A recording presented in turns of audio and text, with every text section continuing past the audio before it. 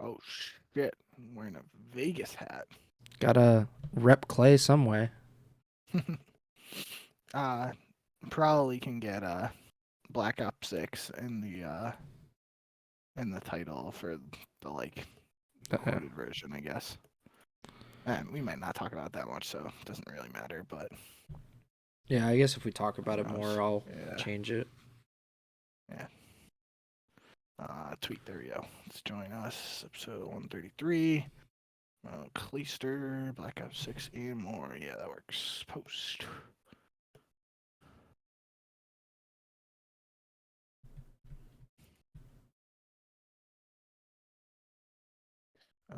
Oh, it didn't. YouTube didn't auto update, but I refreshed it. Hmm.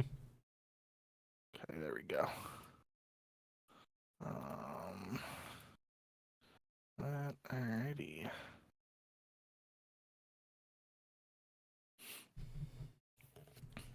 Cool.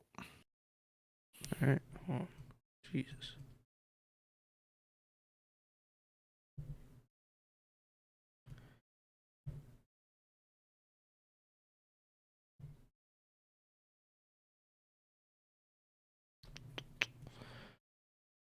All right. You ready to get started? Yes, sir. Hello and welcome to episode 133 of the Ego Chall Podcast. My name is Preston Byers, and as always, I'm joined by my co-host Justin Binkowski.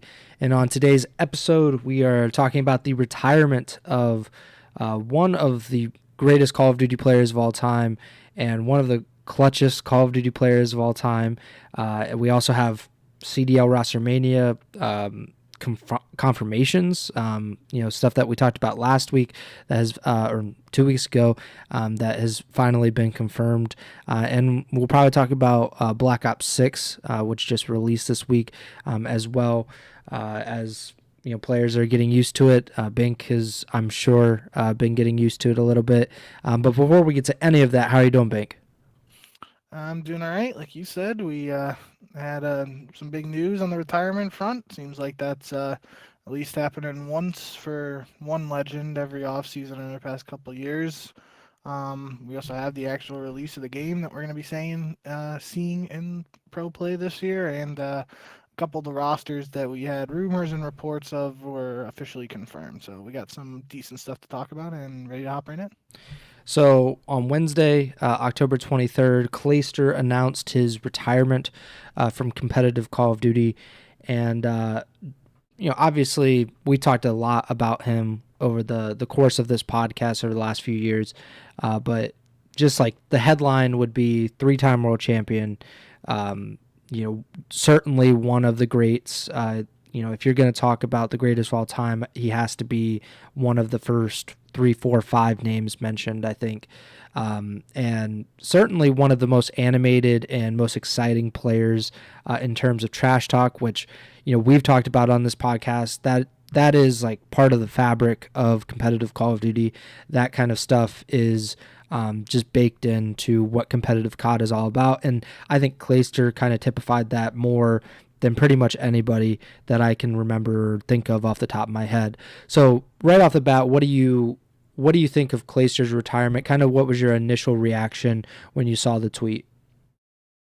Yeah, I still haven't watched the entire video that he did. I watched the first couple minutes of it because he dropped that uh, announcement while I was driving, so I didn't have time to watch the full thing yet. But he made like a 30-minute video. So Mm-hmm. obviously, if you guys are fans of Clayster and whatnot, and want to show that some love, definitely do so. But yeah, I mean, my immediate reaction was just not necessarily super surprised. I mean, based Mm-hmm. on the way everything was shaken out in the off season and the rumor mill and all that, it sounded like he was going to be on the outside looking in. And at his point in his career, it doesn't seem like he would want to, go back down into the Challengers pit and try and grind his way back up. So, um, obviously, I think very highly of Clayster, and I have tons of fond memories of him over the years.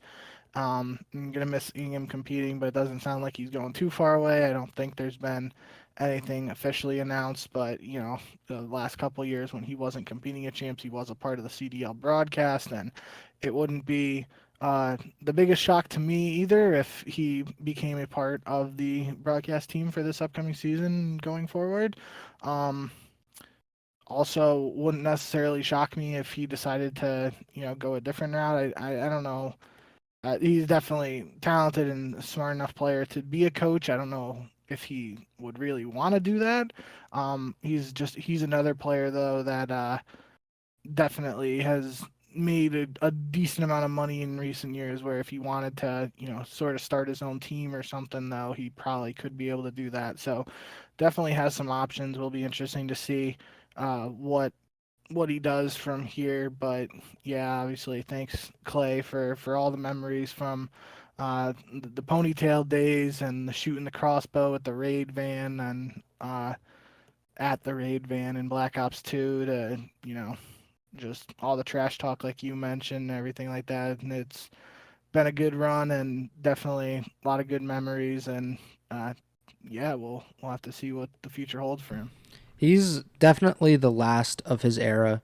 I was looking back at some of the events because when I got into competitive Call of Duty, that was 2013. So he would have been on Unite at the time, and obviously Unite is like a thing that like newer fans don't even know about because I don't even know when the last time they would have fielded Yeah. a team would have been. So like that was my introduction into competitive COD, and at that time, I don't know how old he would have been. He's like 31, I think now, so he would have been 20 or something like that. But he was already kind of like in the old man role on his team because he was the oldest player on his team by several years, and he was teaming with Huddle, Spacely, and Slacked, who were all like 15, 16-year-old, like 16-year-old kids, and they weren't even able to go to champs that year when they in 2013 because you had to be 18 to compete at champs, and so Clayster had to go with like an all European team. I don't think they ended up placing well at all, but like that kind of showed what his future would be like. That he would one be the oldest guy on his team, teaming with young guys, trying to bring them along, and also like being in these weird team situations where I would say like he's one of those superstars, and it's kind of rare in competitive COD that like he wasn't like I think of him in multiple different teams. Like it's not one team that I'm like, oh, that's where he is, cemented as a legend or something. Like obviously Optic is synonymous with Scump's name and Formal and Karma and Crim6, but Clay, he was a part of the Complexity dynasty, obviously, and I think that's what I first maybe think of him as. But then he wins a world championship with Denial. He obviously was on Optic. He wins X Games, so like I'm sure for some parts of the Optic fandom or just competitive Call of Duty fandom, they'll think about him with Optic. I think he was with Envy and TK at different points. Obviously, the Empire at the beginning of the CDL wins champs, the first CDL champs. And then the last few years, he's been on a different team every single year. He's New York, Carolina, it's Vegas, etc. So I think it's interesting to think about because if you look at the top four players in terms of event wins in competitive Call of Duty history, they're all Optic guys. Like it's the Optic dynasty because they won so many. And I didn't even mention FaZe because that's probably the team that a lot of people, think about Clay with as well. But his career is just so unique, and I think that's what is at least kind of interesting to me. Obviously, as someone who covered him or just was like covering the competitive Call of Duty space while he was a big part of it. But yeah, I think about his career in a different way. I don't know if you had any thoughts about kind of the twists and turns that his career kind of went through, but it ended up being one of the greatest in this esports history. Yeah, I mean, I've definitely said it more than a few times on this podcast before, but one of my favorite like memories or lines is the whole like throw me to the wolves and I'll come back leading the pack when they put that kind of ragtag team together at the last minute together on denial for AW champs, and then that's his first ring. He wins MVP of that event, and one thing I think that some people who weren't a major part of the scene might forget is that there was a bit of a drought for him for championships from I think it's like the end of AW until the end of Black Ops Black 4. Ops 4 when he's winning with like Simp and Abuzi and them. It's like 1,400, 1,500 days he went without a championship. And uh, obviously that's a pretty long time for somebody who, now that the career is done and dusted, we're looking back on him as one of the all-time greats. And to have a period like that where he's not winning events for such a long period of time and he's still considered one of the greats, I think that just speaks volumes to how much he was able to accomplish. Or obviously he did it for a long time, and that's a factor as well. But like, you have a stretch like that where you're just not lifting trophies and you still end up winning 3 world championships, almost 20 events.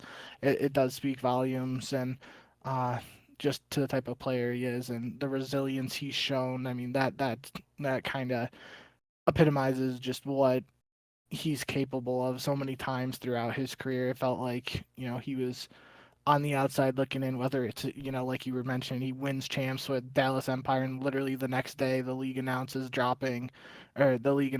going from 5v5 to 4v4, and he gets dropped from the team the day after winning his third world championship. Like, there's a bunch of times in his career, even dating back to like the Cole Dynasty days, where they were just like, yeah, we just want to get karma, and that's where you were talking about. There's like the whole short stint with TK, and I remember the video of like Mr. X being like, that's why you got dropped, and and that's a different era of COD entirely. But nonetheless, there's a number of examples we can point to that just perfectly illustrate the type of player Clay was, how dynamic he could be on the map, and the intangibles that he offered to a team, no matter what organization it was, no matter who the players around him were, what he was trying to accomplish at the end of the day. He wanted to win and do what it took to win, and he's able to do it in multiple forms too, right? Like I just mentioned he was the MVP of that first champs when he wins in AW, and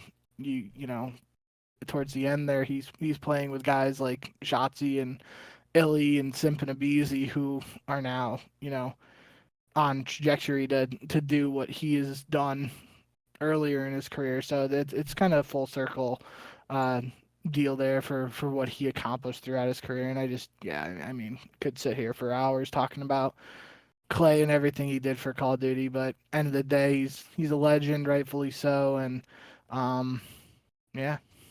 Yeah. One last thing that I'll say about Clay is his career, that drought that you spoke of, like, I don't know if he ever really ends that drought if the United trade doesn't happen. That's kind of a turning point in his career, I think, because obviously he had so much success with FaZe, especially during AW. They were, kind of competing with Optic all the time about who's going to win this event, who's going to win that event. But it seemed like it was starting to plateau with FaZe. He gets traded in the middle of, I believe it was World War IW, yeah. So he gets traded from FaZe to E United, and E United trades Gunless, who had earlier that season led the team to the Atlanta Open Championship, which was like insane that they popped out of nowhere essentially. And he was literally like the best player in the game. Early IW. Like, he was running the Invis, I think it's called Phantom, the invisible character, and he was getting 2 invisible pops, like the special ability, twice in Search and Destroy games. And people are like, dude, there's some games our guy doesn't even get it once. Like, what the hell is going on here? Yeah, so Gunless, he like basically forces his way out of United. There was, whatever, a dispute between Gunless and the organization. He ends up getting traded to FaZe, and I think at the time, like, I remember, I looked up the article that I wrote. This was in June 2017, and I remember Clayster being like pretty upset about the trade because he's going from FaZe, which was the second most popular team in the league, in the world. Like, he's on this big, well-known brand with players that obviously he's been teaming with for a while, and he gets traded. to E United, which is just kind of like I don't say like a no-name brand, but it was like a much smaller, much more unknown entity at the time. Even At the after time, absolutely. even after winning the Atlanta championship, it was like, okay, like they won something, that's cool, but it wasn't like people were talking about United all the time, or it was like a big brand or anything. So he got traded. He was upset about it, understandably, but it was like the best thing for his career in the end, because they have like a lot of ups and downs. I remember United being kind of like, I would say like a tilt team, where they would lose like a map or two and then like it's over. They couldn't recover from any of that. Like once they faced adversity, it seemed like they just couldn't get it back on track. And I thought that was the way it was going to kind of end up for Clay and United. But then 2019 comes around. They do really well at the first event. I think they got second. I think they might have lost the Optic at Vegas. And then it starts to spiral out of control. JCap and Clay have this like really public breakup. JCap ends up getting dropped from the team, and they bring in Simp, who obviously, it worked out, I would say, for E United. They end up winning the playoffs that year, which ends the drought, which I looked up was 1,400 days exactly for Clayster. He had went from September 2015 to I think that was July 2019. Wow. Without any championships, and not including like some of the weird ones like the preseason stuff. So like he goes nearly 4 years without a championship, and then they end up winning the world championship not too long after that. And then he ends up going to Dallas the next season, because that's when the CDL starts, and wins the world championship, despite I think most people thinking that it was going to be Atlanta phase, because that's where Simp and Abizi, his teammates, went. So like it's just a weird thing. And, obviously, like I said, he is not going to be known for like one team. Maybe it's a United, maybe it's FaZe, maybe it's Cole. It's really tough to say, but it kind of speaks to the uniqueness of his career, and it wasn't one team, it wasn't just one group of players. He kind of did it with everybody, and not to say like he's carrying Simp and Abizi to championships or anything, but like it was obviously a group effort, and I think he's a really influential player on a lot of different players' careers. Like Attach was very, very young when he wins his first wins the world championship with Clay. Obviously, Simp and Abizi. Guys like Illy and Shotzi were like in their rookie years as well with Dallas when they won it. So, that's a really cool aspect of Clay's career, and I'm obviously going to miss him. I started to watch the video and I was like, I might cry during this video, because he was definitely trying to make it pretty sad. So I was like, I don't know if I'm going to watch the whole thing right now. But just a great career. You can debate like who the greatest of all time is. He definitely has like one of the most bizarre and like most interesting careers of all time. Like I put that up against anybody. Everybody else has like a pretty stable like relationship with their team. Like, the Optic guys stayed there for multiple years, year over year. They're trying to win championships, and then they finally win that world championship. With Clay, it was like, okay, I'm with this team. Okay, I'm with that team. And then we're going to try to win this world championship. And I think that just makes it a really cool thing. But yeah, best of luck to Clay. He said that he's keeping whatever he does next under wraps, but like you said, it's most likely going to be something with the broadcast with the CDL, because he has done that for the last few seasons. He seemed pretty good at it. It seemed like he was having fun with it. But yeah, coaching is probably an option. He mentioned in the video how he's known Brian Saint for like 15 years now. I think they even went to school together, if I'm not mistaken. And so like if he wanted to be part of the Carolina coaching staff or something along those lines, I'm sure that could be an option. But it seems like he's going to have plenty of opportunities to kind of do what he wants to do in his post-playing career. The other big news was Accuracy. This was another one that was not surprising necessarily that it happened. It was kind of weird that it happened on the same day as Clayster, but Accuracy announced his retirement from competitive Call of Duty, and like his career is his career is kind of odd in a different way, but like he just had a really like underrated successful career, because he was always kind of, in my opinion, overshadowed by a lot of his other teammates. Like even when he was on TK and they were winning events, like people were just talking about Kenny a lot of times, or they would talk about Pharaoh. They wouldn't necessarily be talking about accuracy. And the same thing when he was on Seattle in the Surge, people were talking about Pred and talking about Sib, not necessarily accuracy, but I think we both agree like his clutch gene, if you want to call it that, like his ability to rise to the moment is like second to none.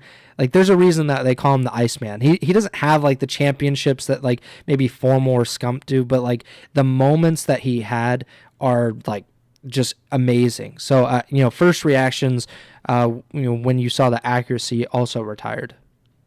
Another similar situation to Clay and just the general perspective, we heard the rumors that Accuracy was potentially moving to coaching now.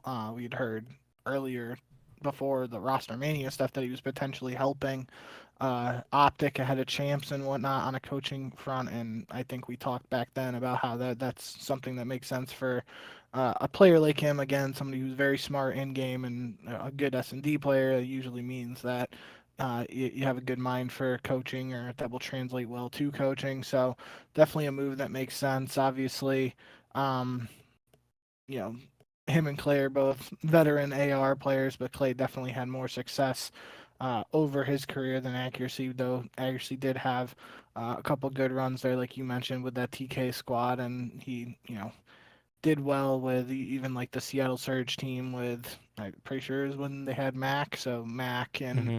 a Sib and Pred. So he was always one of those guys who was just like the veteran presence, doing what needed to be done on the AR front, and surrounded by players who were popping off and doing what they needed to do. And but even if he was a guy who would go like double negative in a hard point, you could count on him to show up in the search, and felt like at least once a weekend when there's a tournament, he's getting a 1v2, 1v3 clutch in the search at least once there. Or if it's not those, he's somehow getting away with a ninja defuse, which I to this day still blows my mind after all these years. Like I feel like, especially if it's like a 1v3 situation and you're like, oh, the one person on the other team is actually okay, one guy on our team out of the three has to just stare at the bomb and make sure he doesn't get on it. I don't know how he got away with it so much after it became well known that he was going for it, but is what it is, and more credit to him for getting the job done even when people knew like that's something he could pull off, because especially in pro play, you don't see ninjas too often, but it feels like if somebody was to go back and tally him, that he would definitely be up there at the top of the list in terms of most ninjas of all time, if I had to guess. um so yeah, congrats to Agassi on his playing career, but I am excited to see what he's able to do on the coaching front.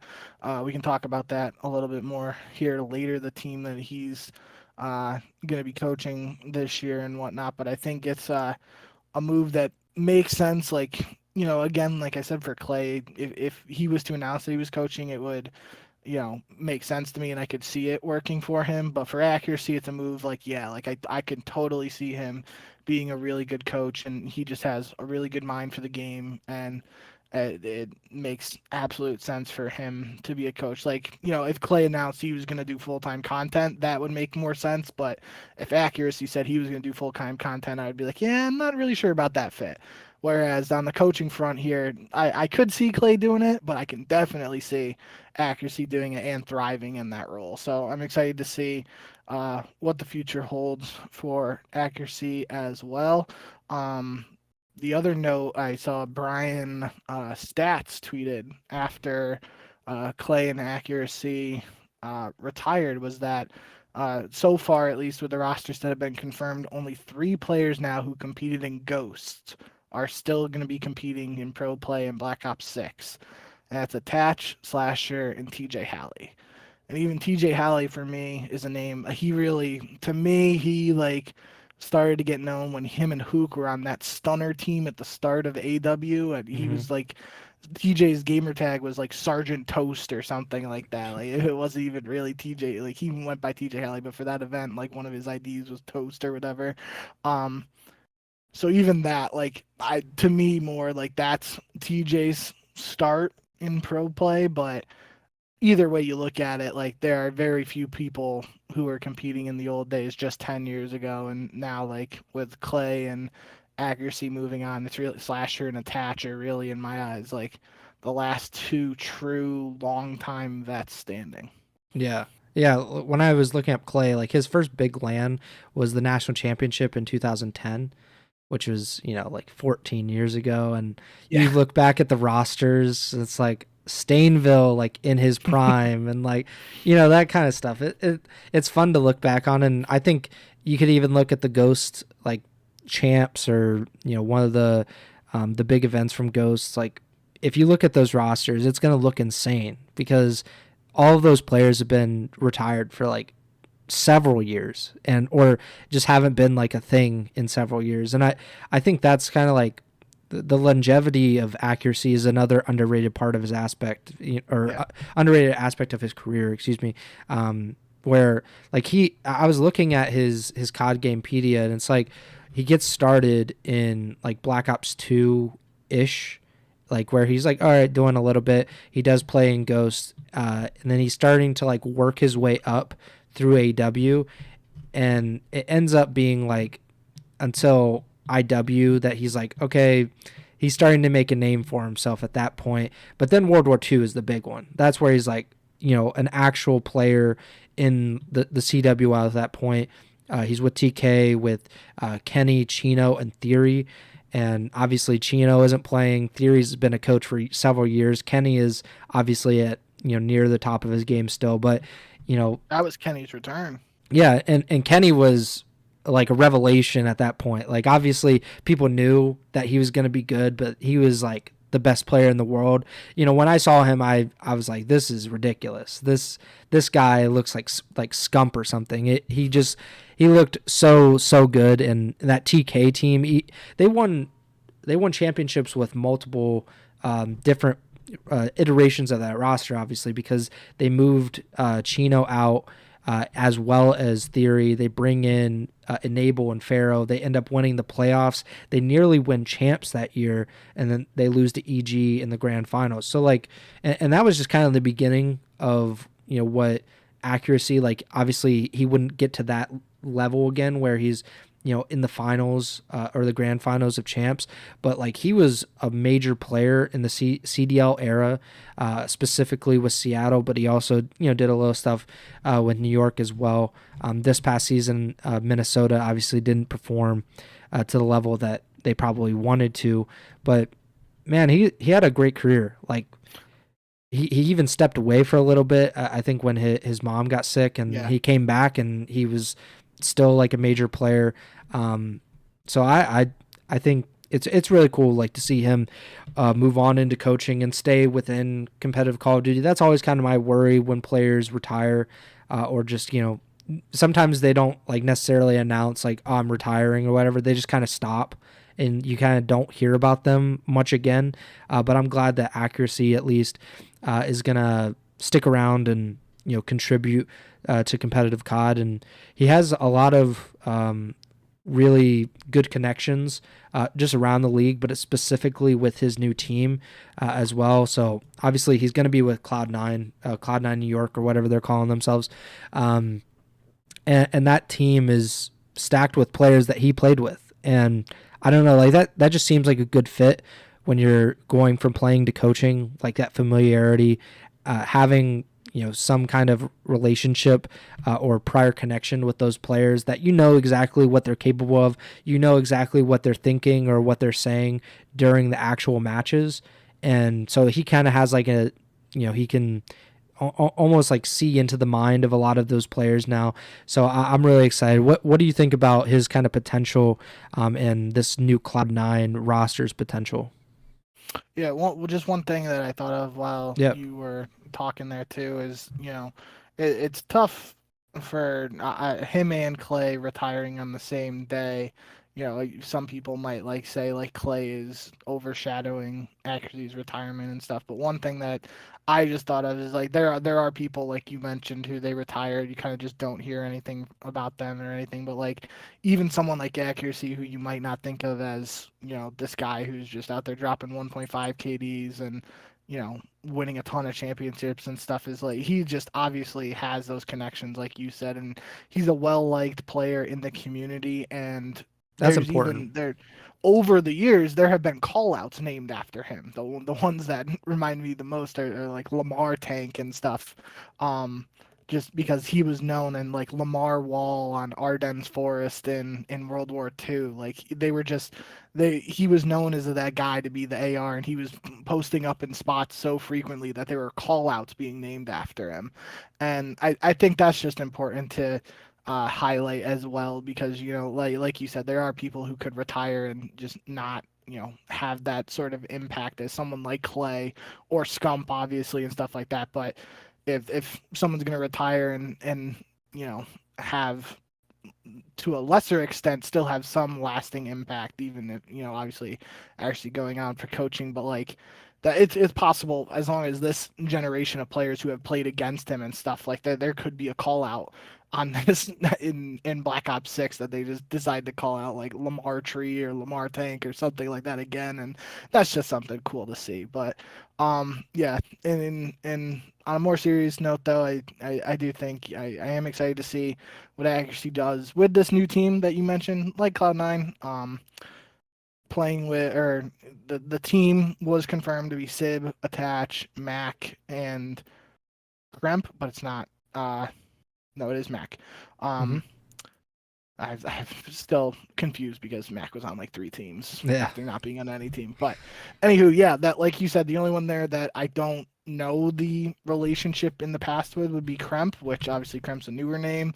And he was on 100 Thieves last year, so I don't really think there's some pre-existing relationship there, but definitely he's very good friends with Attach and teamed with him in the past on New York, and I think some of the Curse teams maybe And way back Minnesota. in the day. Minnesota, correct? Yep. And then obviously Sib and Mac, he was playing with them and winning a championship with them on Seattle Surge and Vanguard. So Attach put out a video on his YouTube kind of talking about the off season, and he did mention that there was like some period of time before the 100 Thieves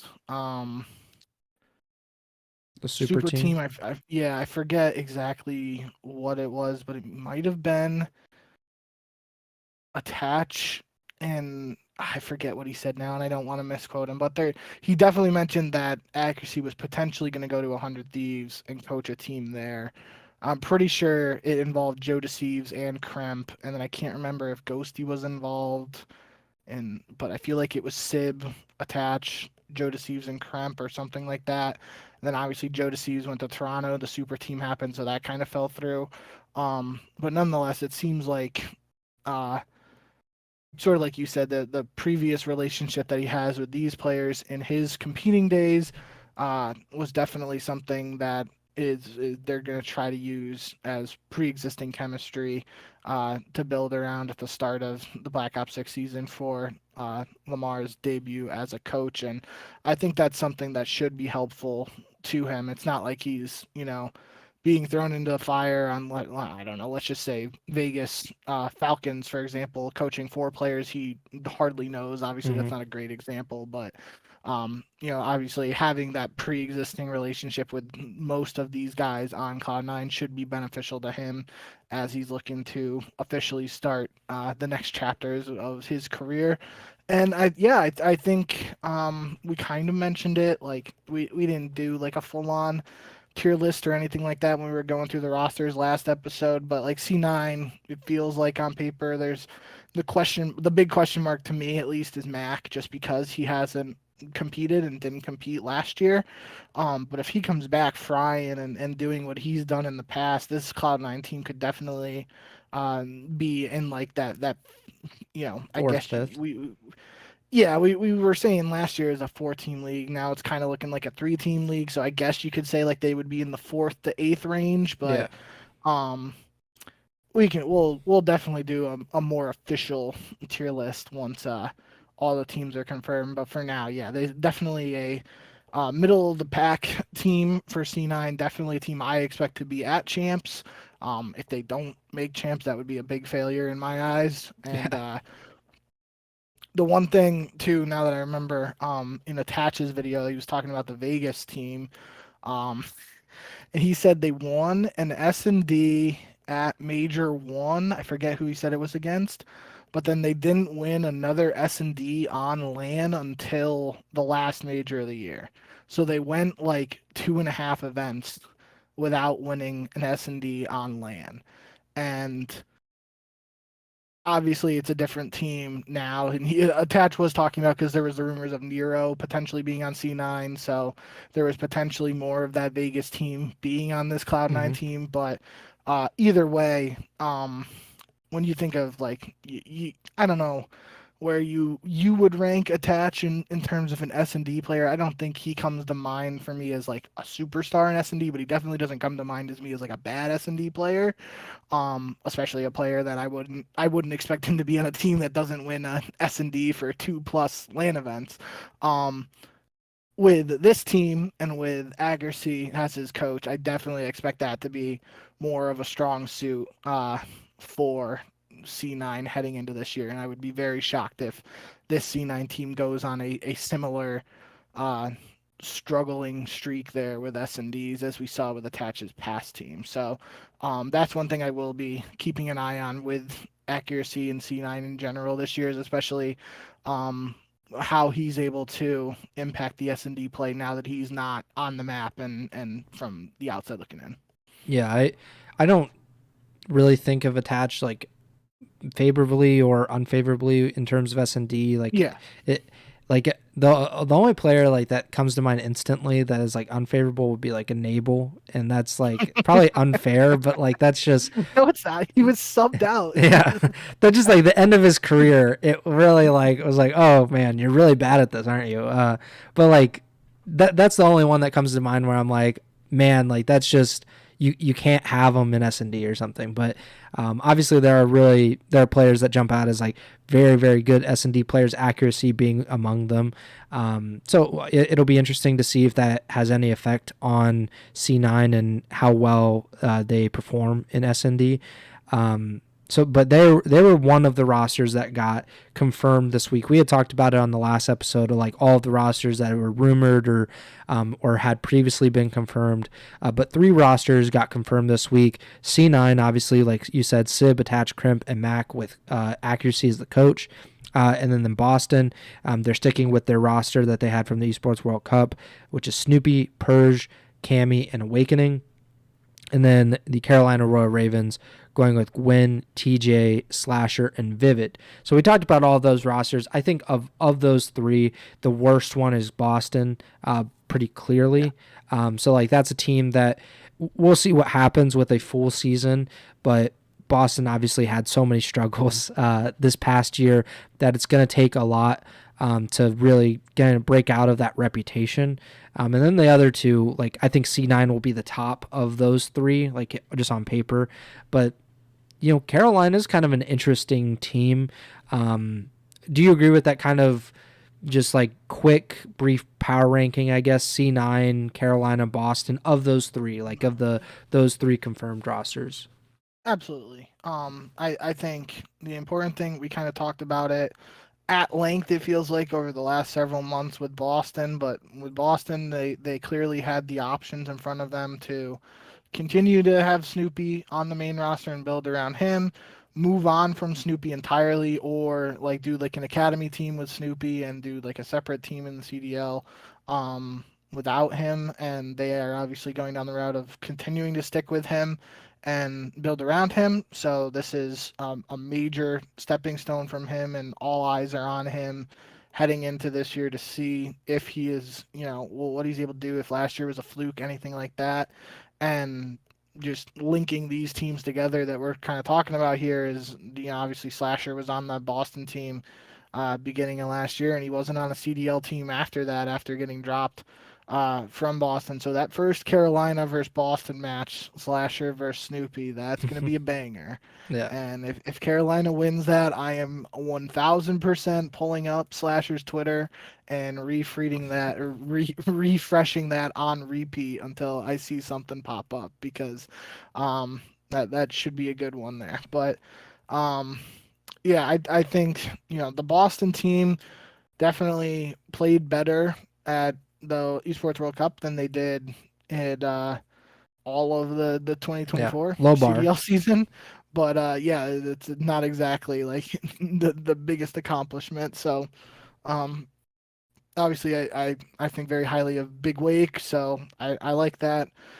He's getting a shot here. Cammy's one of those players who, we've talked about it at length now. It feels like he was that guy in Cold War who was an MVP finalist, and since then it's kind of been up and down for him. So he's getting another chance here. And then Purge was a guy who was talked about pretty highly even by someone like Clay last year as Hmm. someone Clay wanted the team when it didn't work out. And um he's getting another opportunity. So it's big for them, all of those guys, and they're just going to have to try and take advantage of this opportunity with Boston and go from here. I will say the one thing that I did wanted to bring up in Boston's announcement tweet was just just a simple phrase to start the tweet, but here to stay. I thought that was um, that's something that other people could like see in passing and not really think much of it. But to me, that stood out just because of the rumors earlier this offseason about Boston potentially leaving the CDL. And I know I was pretty vocal about how big of a loss that would be just because of Boston's willingness as an organization to host events and enter this league and what they've been able to do in such a short period of time in terms of creating a fan base and being willing to pay the money to host these events in consecutive years, Hmm. all that stuff. So it is good to see that Boston is here to stay, even if this roster isn't the most competitive on paper. But you know, we've said it before. There's at the end of the day, you still got to play the team put in front of you, and you still got to play the games. So they could prove us wrong and a lot of people wrong, but. For now, yeah, I think I'd expect C9 to be the best team out of the three teams that have been confirmed recently. Carolina after that. Um, Kind of talked about it a little bit last episode with Vivid there potentially being in an AR role. If he's not, then potentially TJ being in like a flex AR role. So some interesting stuff potentially going on with the Carolina team. But yeah, C9, Carolina, and Boston in that order for these three rosters that were recently confirmed. And I also found a double meaning in that Boston here to stay thing because I think it could also just apply to Snoopy and how people were calling like bench him, put him in challengers or whatever, and like he's the only one standing still. And I think it'll be really interesting to watch. Obviously, just like last season was.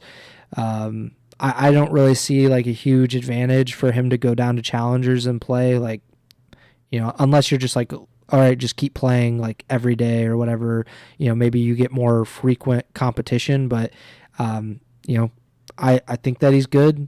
I'm a Snoopy truther. So I don't know, maybe I'm on an island there, but I think that it's better for him to be in the CDL and just play against CDL level talent. It's definitely, if you believe in Snoopy being a top player and developing into a superstar, then yeah, keeping him in the CDL makes sense and trying to develop him in that way. But obviously, the saying there's like three sides to every story, the one side, the other side, and then the truth. Like there is the rumors going on last time or last season when like Slasher got dropped from Boston, and obviously we don't know the full truth, but there were accusations being thrown around that like one example Slasher mentioned was like Snoopy just didn't know the spawns on Invasion Hardpoint or something, or it was Karachi Hardpoint or Hmm. something like that. He was like insinuating that like a very simple spawn that pro players should know Snoopy didn't know. And it's like if there are things like that aren't being you know, developed and it's just kind of like Snoopy just run around and get kills, then that's where I could see potentially an organization being like, okay, we want to send this guy down to challengers, help him learn some fundamentals and stuff like that. But end of the day, it's not like a professional athlete where you're sending them down to the minor leagues or something to work on their jump shot or work on their mechanics for pitching and hitting and sort of thing. It's like if you can shoot straight, you kind of got to figure some things out along the way, and the best place to figure out some of this stuff is in the CDL because, like you said, that they're going to be playing against the best of the best. So multiple ways you can look at it, but yeah, either way you do slice it, like this is a big opportunity because I feel like in other scenarios, players similar to Snoopy's skill and situation might not have been given a second chance like this, and Boston sticking with him, that should mean a lot to him, and he's got to do what he can to try and prove that he's worth it. Yeah, and they've just put a lot of faith in him, so it's not surprising at all that they're like, okay, like we're just gonna, like, even with Zed being gone, like they, he departed after this season. I don't know, maybe Dens is the one kind of pushing it. I don't know what the exact hierarchy there. Obviously the conspiracy theory was Censor was the one that's pulling the strings, so I don't know. Like, then there's Shawnee as well, who I believe had played with Snoopy like when he first became eligible or something. Like, so I don't know. Maybe it is Censor. Maybe Doug Censor Martin is like the puppet master and all of this, and he knows like exactly what to do. But they have obviously, like, they would have pulled the plug. Like 11 of the 12 CDL teams would have pulled the plug and said like, okay, we're done here. Like, he's either going to be in challengers or he's going to be completely gone. Obviously, the breach feel differently. Whether they're right or wrong, I guess will be decided by this season, because I thought it might be the end of last year, because that's how we were talking when Slasher ended up getting benched or getting released, and all of the stuff came out, the accusations and stuff. I thought at that time it was going to be the rest of the season was going to be like, prove it or lose it kind of thing with Snoopy. That was not the case.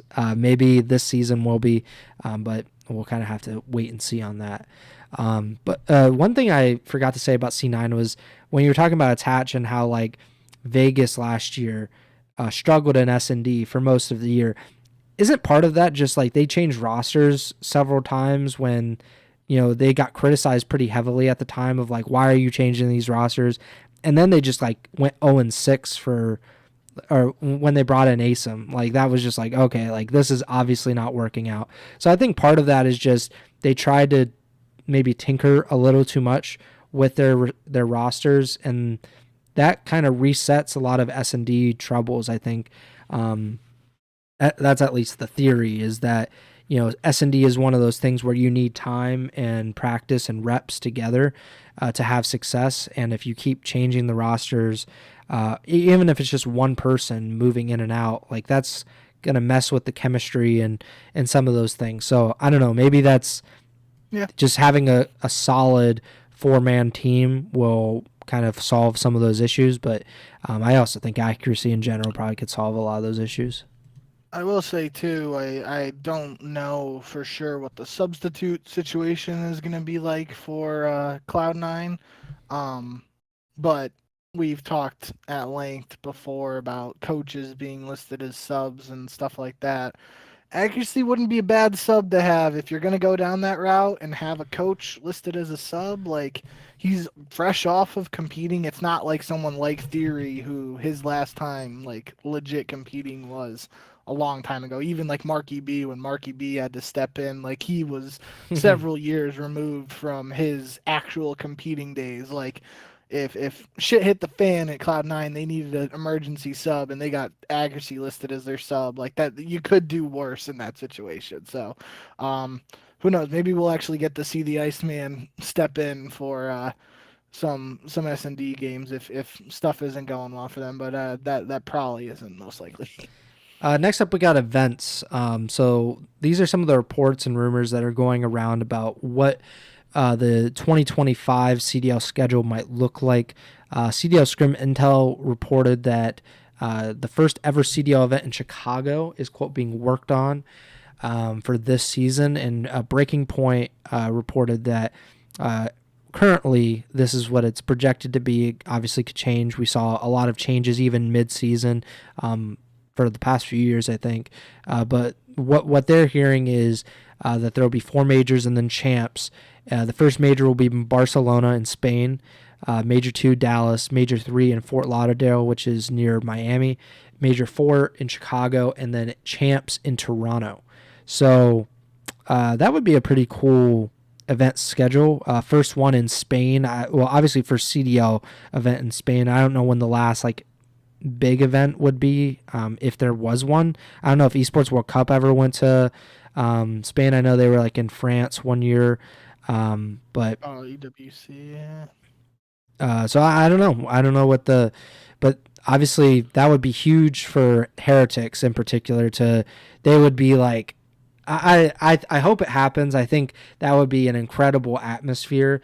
Just the first time that it's happened, especially with an all Spanish team. Hopefully they don't start in the losers bracket. That would really suck. But hopefully they're in the winners bracket for that one. But the atmosphere would be incredible. And then they would get another home event pretty much with Fort Lauderdale, even though I think that one would be a little more neutral or more American teams centric. Chicago would be an Optic home event for all intents and purposes, even though Minnesota or G2 is geographically the closest. And Toronto for champs would be really cool. Toronto has put on some pretty good events in the past. So your overall thoughts on this tentative 2025 CDL schedule? Yeah, you kind of said it, but I mean, just based on the breakdown we have right now, reportedly it would basically be, for the majors at least, you would have, for all intents and purposes, 2 Miami Heretics events and 2 Optic Texas events, right? Yep. Barcelona and Florida for Miami, and then Dallas and Chicago is kind of Optic. Obviously, the Fort Lauderdale and Chicago, like you said, would technically be neutral. I guess Barcelona would technically be neutral too, and then Dallas is really the only quote-unquote home event for Optic Texas. But it is cool to see them sort of branch out to other regions if this does come to fruition. I know a lot of European fans would be excited about finally having an event back in Europe, even if it is in Barcelona and not the UK. A lot of people would be excited about that in that side of the world, so that'd be cool for them. And then Toronto for champs, potentially that would just put, if Toronto ends up winning champs this year, then we'll have another cycle of the debate we had last year when Optic won for a quote unquote home champs. But I do think it is cool to have, obviously we don't know how it shook up or how it broke down in terms of splitting up these events and stuff, but if it's sort of like a thing where Toronto is being rewarded for consistently hosting events by getting champs, then that would be kind of cool. But otherwise, yeah, I think we'll have to wait and see if this is confirmed. My suspicion is that I would be very surprised if we got immediate confirmation of the champs location, even if it is being reported as Toronto right now. No chance. That's we usually get the major schedules and the regular season events, and then the champs announcement happens much closer to champs in the middle to late part of the regular season. So for anybody listening to this or seeing the reports and stuff, probably gonna have to wait for confirmation on the champs bit of it if I had to guess. But now that Black Ops 6 is out, we could be hearing any day what is going on with the CDL season. Yeah, I mean, I wouldn't book any flights or even think about booking any hotels for the time being. That's just, especially for champs, when like you said, they are almost always going to announce it in March, April, May, that kind of stuff. They are never right now, we're going to announce it 8 months in advance. That's just not how the CDL is operated at any point. So we'll see what happens. Obviously, these schedules are subject to change, and they typically do change at least in some form or fashion. We had a New York major at one point that just got canceled and replaced. And obviously, last season they held an event in Burbank with no fans. So that's always a possibility, I guess. I don't know who would technically be hosting this Chicago event. Like, usually it's a team stepping up. I would assume that Miami is actually hosting Barcelona and Fort Lauderdale. I can't think of any other teams that would do that. Optic probably in Dallas, probably at the Esports Stadium. Toronto, obviously, and then Chicago. I don't know if it's Optic just being like, that's kind of like our secondary home base, and we'll host an event. I don't know, but it'll be cool. Chicago is obviously one of those markets that the CDL should be hitting. Also, New York and LA are markets that they should be hitting as well, but that just doesn't seem to be a priority, at least for the teams involved, because LA, they haven't had an event that isn't like a neutral site since like the pandemic. So I just think that's not something that LAT or I don't know what Gentlemates is really going to do. Like, it would be cool to go back to France, just like, obviously EWC where Clayster threw his medal that was fun. Maybe we can go back. But right now it's looking like 4 majors and champs, and Barcelona will be a blast if it ends up happening. Any last thoughts on that before we move on?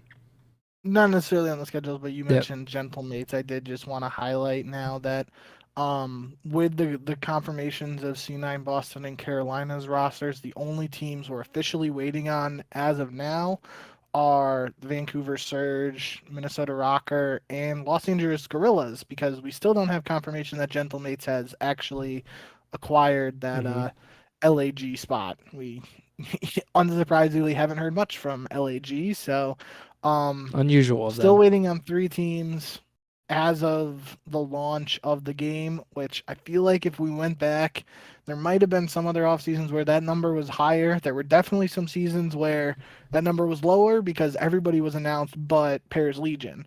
But either way, they were still looking for the pennies in the couch. Either way, yeah, those are the 3 teams we're waiting on now. Otherwise, all the other teams have been announced, and we've talked about them at length at this point too. So we're Black Ops 6 is out, and we're officially getting into as close to the 2025 CDL season as we can get now. Yeah, so if you're looking for more of an in-depth kind of dive into those rosters, go back to the last episode, 132. That one we talked about almost all, I think all of the rumored or confirmed rosters at that point, and we at least talked a little bit about each one of them. So if you want to listen to that, go listen to that. Black Ops 6 though released. Your overall first impressions on the game? I have not seen a ton of positive feedback. Surprisingly, usually Treyarch has a good PR team going on in the first week. Usually the reaction is pretty positive, and then it kind of starts to sour after that. But what have you thought of Black Ops 6 over the past few days? Yeah, I've enjoyed it for the most part. I think the overall biggest complaint from most people has been the maps, and just there are just some maps that are just almost unplayable, and it's like at the point where you pop up and you're like, yeah, we're backing out of this lobby. And one thing I will say, which this is just about to be an absolutely crazy statement because I've joked about it many times over the years, but with the map voting back, you can actually, like, if one map that's good and one map that's dog shit pops up, you can be like, oh, I don't have to play that bad map, I can just vote for the other map. And there's a stretch there where the map voting didn't exist in Call of Duty, and you were just joining a lobby, and if that one map that was bad was the map, you either played that map or you had to back out. Crazy to think that just a feature like that was implemented very early in Call of Duty was just removed for absolutely no reason seemingly, and now it's back. But that's another debate for another time entirely. But overall, yeah, I feel like there's like one map that I don't even know the name of it, but there's like water, and to get to the hills, you can swim to some of the hills, and it's just one of the buildings is kind of like slanted, and it's like, what are we doing here? That map, I don't even know the name of it because I've played it like twice, and I did not really enjoy myself. There's the Scud map from the beta that has like the really big satellite or dish tower sort of deal that basically if you go in that like little peephole. You could see almost the entire map. A lot of people didn't like that map in the beta, and it doesn't really seem to have changed too much in the main release. But there are some maps that I do quite enjoy. There's this one really tiny map called Babylon. Basically just like a square, and there's like a square in the middle, and there's four staircases up to it, and that middle is B Dom, and then the rest of the map is happening on the square around it. A lot of high octane gameplay there. There's another map um on like a ship, not ship base, an air base. I think it's called Subsonic. That doesn't sound right though, so I can't remember. Um, but whatever that one is with the plane, it's on an air base. That's a really small map too, and you can get a lot of kills just running around on that. So that's been fun. But from a competitive standpoint, I haven't seen too many maps that like jump out to me right away as, oh, this map's going to be really good for competitive play this year. And that kind of worries me a little bit. I feel like was talking to head Ego Chall correspondent Trem after playing a little bit on launch. I think like the initial um, map set for the CDL for these kickoff tournaments and stuff, they were including 8 maps of the 12 6v6 maps, and a lot of them just like are just like there because they're trying to figure out if it can be playable and stuff. So we'll have to see how it works out.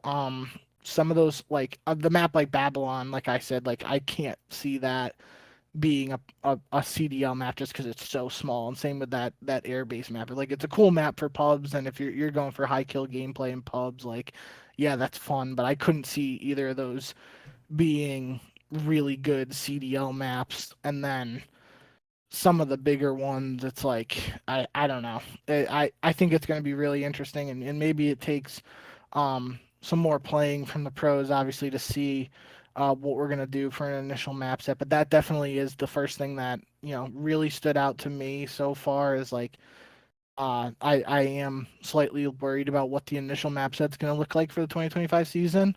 Um, Obviously, as a Treyarch game, they have some opportunities. I think there have been rumors of DLC maps being maps from past CODs coming in, and that's sort of like what happened in Cold War, right? Like we had Raid, even Express come in and stuff like that. So it's possible we could go down that route and maybe have the map set saved by some old staples, but um, until then, I am definitely slightly worried about how the map set's going to look, and what it's going to uh, look like as we get closer to actual gameplay.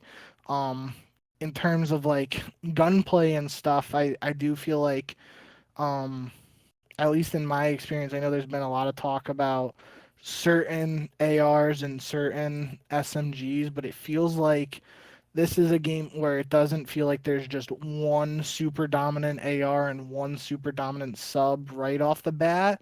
Um, for the subs, there's like that Jackal PDW, which was really good in the beta. It's still really good at launch here, but it's not as OP as it was in the beta, at least in my eyes. It's still really good, don't get me wrong, but it was really, really good in the beta, and it's definitely been tuned down a little bit, but it's still good. There's also the PP Bison, which was in Ghost. It's the one with like the tube Yeah, reload mechanic. I Um, hated it. that's that's pretty good now, and I kind of like it.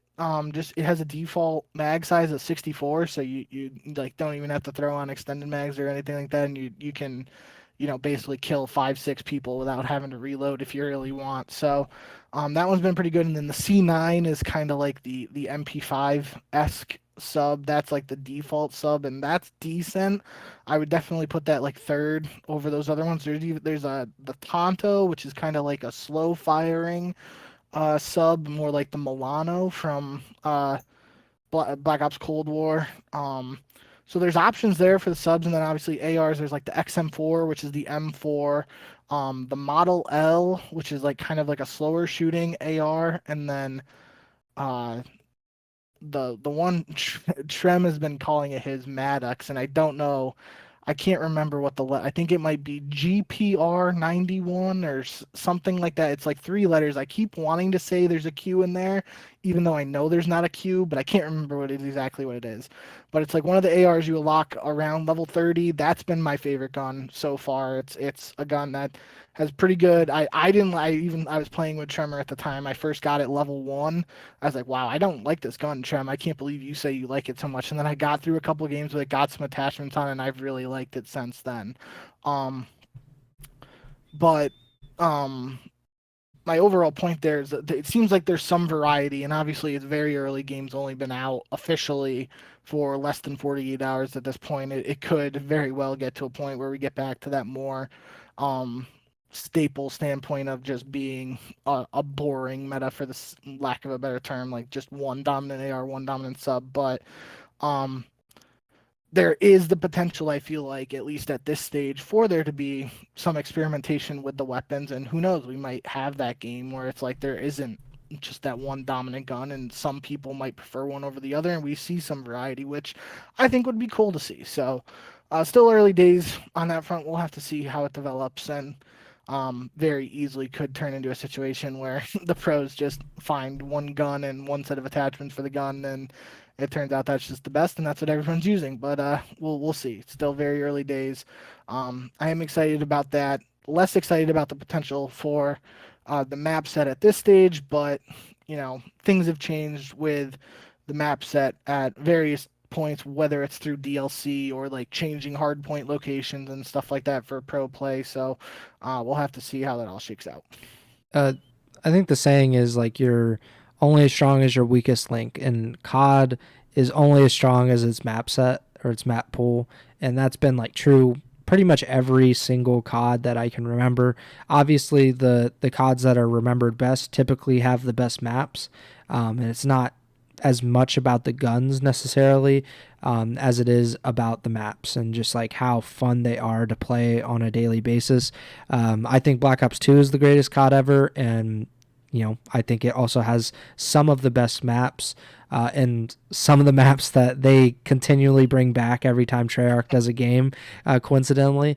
So hopefully things kind of work out. I just don't understand why it's not automatic that like some map like Raid or Standoff just automatically is in these CODs. Like just add them anyway, because then it just gives you a little bit of a buffer. You can, like when you're in pubs, like just make sure that those maps are not as high in the rotation or like they're not seen as often. But I still think like they should be in the game so like players can have them as like a backup, especially in competitive. But that's just kind of the cohesion that Activision and Microsoft have with the competitive community. Like, obviously, that $25 million CDL investment was put to good use, and the devs are very much on top of what the competitive environment needs to succeed year over year.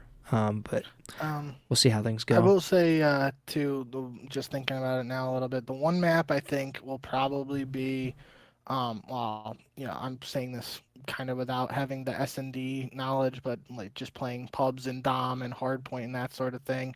I feel like Skyline, like size-wise and just the layout of the map, that probably has the best potential for a competitive map at this point from the maps that I'm thinking about. And then there's Derelict, which it feels like to me is a map that I'm seeing a lot of people at least like not totally hate.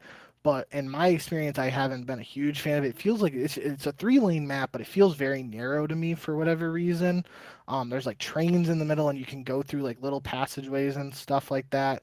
But it is technically like like there's the 3 lanes, and it just feels narrow to me. So I don't know. Those are the 2 maps that I could probably see trying to get to competitively work just based on like size and stuff. Maybe even Derelict is on the smaller side, but Skyline probably makes a lot of sense if they're able to have spawns and all the necessary nuts and bolts worked out.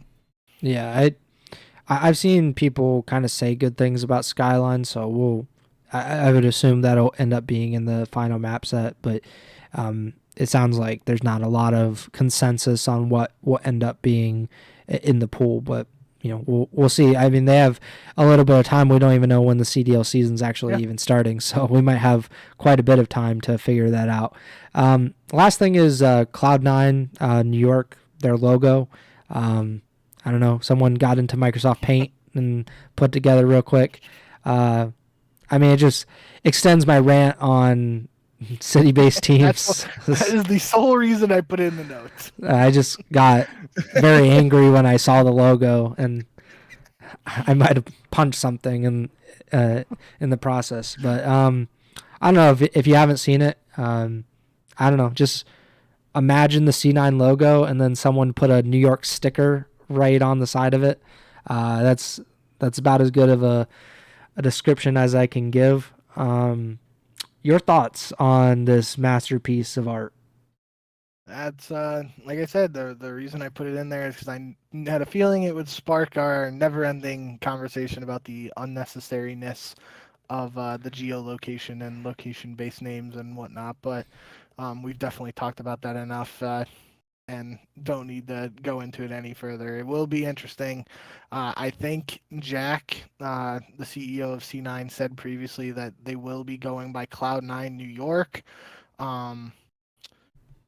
I don't know if it's like been officially announced outside of that, and obviously I don't think this logo has been officially announced outside of it potentially showing up on the CDL site and whatnot. So, there's time for change there, but yeah, I just think this is kind of on the extreme side of like it feels like to me that the whole thing with like you can't have the same name as the parent org in the CDL franchise or whatever. You can't have that logo, and it's like, well, this is how different is this? It's when it's literally, I mean, you kind of described it. It's the C9 logo with just the letters NY replacing a small piece of the part of the Cloud9 logo. Like, come on, how much different is that really than just the normal C9 logo? But that's probably just yelling into the void there, and nothing's gonna come from it, even if we do rant about it a little bit. Yeah, I mean, on the Call of Duty League website, it would seem that it is going to be Cloud9 New York, because you know how they do like Texas and then Optic is the big word. For Cloud9, it is New York, and then Cloud9 is the big word. So I would assume it's be Cloud9 New York. Either way, it's stupid. We all know that. But yeah, maybe the more absurd these names or logos get, the more I'll be on the side of geolocation and bringing these city-based teams back, because this is so stupid that it might get me in on it. And I think every team should do this. Like, Optic should just like have their logo and then put Texas right in the middle of it.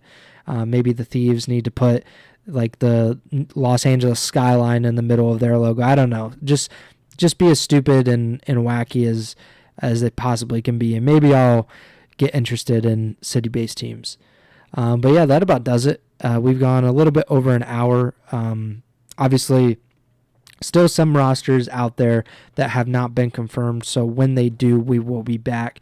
But until then, we're probably not going to be doing a lot of episodes unless just more COD Legends decide to retire like every week.